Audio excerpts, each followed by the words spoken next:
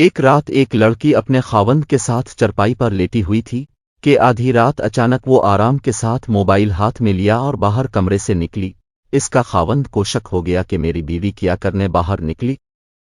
تھوڑی دیر بعد اس کی بیوی واپس آ کر آرام کے ساتھ اپنے خاوند کے ساتھ چرپائی پر لیٹ گئی۔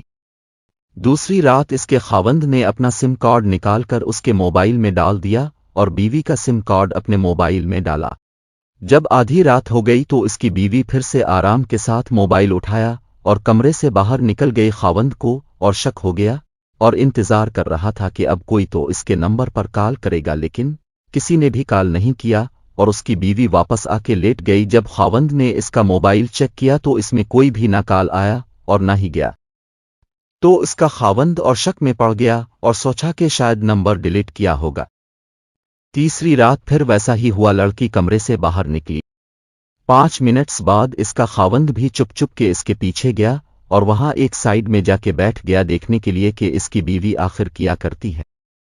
تو جب دیکھا اس کی بیوی نے گھر کے ایک کنارے میں جائے نماز بچایا تھا اور موبائل کا لائٹ آن کیا تھا اور کھڑی ہو کر نماز میں مشغول تھی۔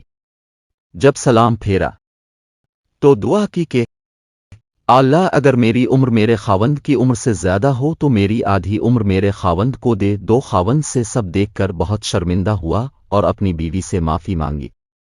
میری یہ دعا ہے کہ اللہ سب کو ایسے ہی بیوی دے، آمین۔ قصے کا مقصد یہ تھا کہ شک کرنے سے پہلے تحقیق کرو۔ جزاک اللہ۔ اگر قصہ اچھا لگے تو آگے شیئر ضرور کرو۔